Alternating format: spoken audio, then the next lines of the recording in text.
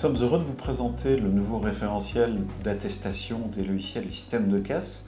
Ce référentiel a été mis au point dans le cadre d'un groupe de travail commun avec les associations d'éditeurs que sont la SDDS, le Techin France, le Conseil supérieur de l'Ordre des experts comptables, l'Académie des sciences comptables et financières, et des entreprises, des représentants des entreprises. L'objectif était de déterminer une base sur laquelle se fonder pour attester du respect et de la conformité des logiciels et systèmes à la loi antifraude, donc qui concerne tout ce qui est paiement de particuliers enregistré dans un système d'information. Il existe par ailleurs une autre option qui consiste à se faire certifier par des organismes de certification. En France, il y a aujourd'hui 2 organismes agréés qui sont le Laboratoire national d'essai et InfoCert, mais pour un éditeur qui est qualifié comme tel, il lui est possible d'auto-attester de la qualité de ses logiciels et du respect de la réglementation. Pour cela, il fallait une base, il fallait un texte, ça a été l'objet de nos travaux, et nous les avons donc présentés à l'administration fiscale, consultés régulièrement celle-ci, et c'est le retour que nous voulons vous faire aujourd'hui en quelques mots. Bien entendu, ce référentiel sera amené à évoluer, la législation peut évoluer, les cas d'usage vont évoluer, et nous vous sollicitons d'ailleurs pour que vous nous remontiez des problèmes pratiques.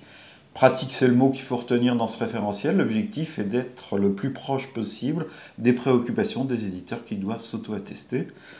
À cet égard, je voudrais quand même rappeler que lorsqu'on est une entreprise qui conçoit soi-même son logiciel, sauf s'il s'agit d'une société qui est qualifiée comme véritable éditeur de logiciels informatiques ou de systèmes de caisse, il n'est pas possible de s'auto-attester et, heureusement ou malheureusement, vous devez vous faire certifier par un des 2 organismes.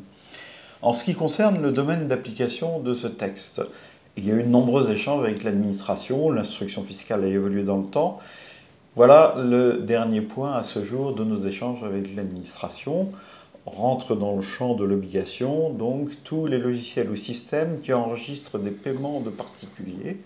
Il y a quelques cas spécifiques que je vous invite à découvrir sur le site de l'Académie ou sur le site du Conseil de l'Ordre ou sur le site de l'SDDS. C'est le cas donc pour tous les logiciels qui enregistrent des paiements, mais il y a des précisions récentes. Sortent du champ les logiciels purement comptables, c'est-à-dire les logiciels qui génèrent automatiquement une écriture comptable. Et s'il s'agit d'un logiciel qui n'enregistre pas directement les règlements des clients et qui n'est pas lié à un logiciel métier qui fait l'enregistrement des paiements de particuliers, ce logiciel est hors du champ. Donc en résumé, un logiciel comptable dans la plupart des cas est hors du champ désormais d'application de la disposition. En revanche, un logiciel de facturation qui enregistrerait aussi les paiements des particuliers, lui, reste dans le champ. C'est un sujet encore de discussion avec l'administration et de clarification. Nous avons donc des points sur lesquels il y a débat avec l'administration. Il y a un point qui est la question de la clôture, donc obligatoire selon l'administration dans son instruction fiscale. Clôture donc des opérations de caisse, clôture des enregistrements quotidiens, mensuels ou annuels, c'était ce qui était dans l'instruction. En l'état de nos discussions avec l'administration fiscale, il semble qu'elle soit ouverte pour le cas des logiciels B2B qui sont utilisés dans des ventes B2C. Il semble qu'elle soit disposée à être plus tolérante et ne pas demander une clôture systématique quotidienne ou mensuelle. Mais ce point reste à préciser et pour le moment, nous n'avons pas de réponse formalisée de la part de l'administration fiscale.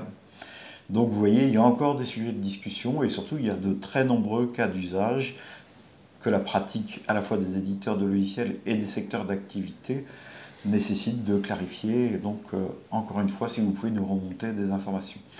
Je vais maintenant demander à Thierry de nous exposer comment ces 4 critères ont été perçus donc, par le groupe de travail, comment nous voyons leur application dans notre référentiel. Alors, donc, les 4 critères sur lesquels nous avons travaillé sont bien sûr la conservation, l'inaltérabilité, la sécurisation et l'archivage des données. Et nous verrons enfin la partie procédure à respecter par l'éditeur. Tout d'abord, la conservation. Si on veut retenir un principe très simple, c'est que pour l'éditeur, il faut conserver toute trace de tous les enregistrements qui concernent les ventes aux particuliers. Qu'ils ces données, qu'elles figurent sur les enregistrements affichés sur le ticket, ou bien qu'elles soient simplement des systèmes, des informations système. Dans tous les cas, il faut conserver tous les éléments qui vont permettre de prouver la bonne foi et la conformité du système. Il arrive parfois que pour cette conservation, on atteigne des limites de mémoire, de capacité des systèmes. Et dans ce cas-là, on a une obligation technique de purger ces informations. Et dans ce cas-là, avant toute purge, il va falloir archiver ces données et s'assurer que même après purge, on sera capable de démontrer que le système avait tout tracé jusqu'à l'extinction de l'obligation fiscale. Donc ça, c'est le premier critère, la conservation. Le deuxième critère, c'est l'inaltérabilité. Alors l'inaltérabilité, c'est ce qui va empêcher l'utilisateur, par quelque fonction que ce soit, de modifier des informations liées à un ticket ou à un encaissement auprès d'un particulier. Donc il ne doit pas y avoir de fonctionnalité apparente ou cachée et qui permettrait de modifier après coup une transaction. C'est ce qu'on appelle l'inaltérabilité de haut niveau. Il y a également l'inaltérabilité de bas niveau qui fait que même un informaticien, quelqu'un qui est très proche du système, ne doit pas pouvoir lui-même modifier après coup des transactions d'encaissement à des particuliers. Et donc dans ce cas, l'éditeur doit être capable de démontrer qu'il a mis en œuvre des techniques de sécurisation d'un niveau suffisamment conforme au règlement général de sécurité pour garantir cette inaltérabilité. Une conséquence pratique pour les éditeurs de systèmes de facturation, c'est que si on facture au particulier, on doit absolument avoir une étape très claire de séparation entre un projet de facture qui peut être encore modifié et une facture émise auprès du client. Cette étape doit être absolument claire dans le process et visualisable sur les documents. La sécurisation, elle est liée à ce critère d'inaltérabilité, mais elle a pour objet de tracer tout ce qui a été réalisé comme opération dans le logiciel qui peut avoir trait à ces transactions. Et la traçabilité, c'est la traçabilité non seulement des opérations de l'utilisateur qui pourrait avoir fait des annulations de tickets, par exemple. Ces opérations doivent être tracées. Et de même, on doit pouvoir tracer toute opération de maintenance qui serait faite par exemple par un service d'assistance aux utilisateurs. Ça peut arriver dans l'informatique, il y a des problèmes, des réparations de bases de données. Et donc là, le rôle de l'éditeur, c'est de garantir que les interventions de son équipe technique ne doivent pas remettre en cause cette inaltérabilité. Donc il est recommandé à l'éditeur, au mainteneur, de conserver toute trace de ce qu'il a fait avec un état, si possible, avant et après, et une motivation de son intervention. Le dernier critère, c'est l'archivage. Donc l'archivage, je l'ai un petit peu évoqué en parlant de la conservation, puisqu'on est obligé en cas de purge déjà d'archiver. Dans tous les cas, on doit pouvoir archiver de manière lisible par l'administration toutes les preuves et la piste d'audit, on peut dire, des transactions d'encaissement auprès des particuliers dans le système et via des fichiers qui seront exploitables par l'administration. Ça veut dire exporter des journaux d'encaissement dans un format CSV, PDF, XML qui est indépendant du système et donc qui sera exploitable même si le système n'est plus présent dans l'entreprise. Et donc cet archivage doit être garanti jusqu'à l'extinction de la contrainte de conservation du point de vue fiscal. Il est important de noter, puisque ça a été précisé dans les dernières positions de l'administration, que la mission, le rôle d'archivage incombe à l'entreprise. L'action d'archiver les données et la sécurisation dans le temps de ces données, dans un coffre-fort électronique par exemple, incombe à l'entreprise.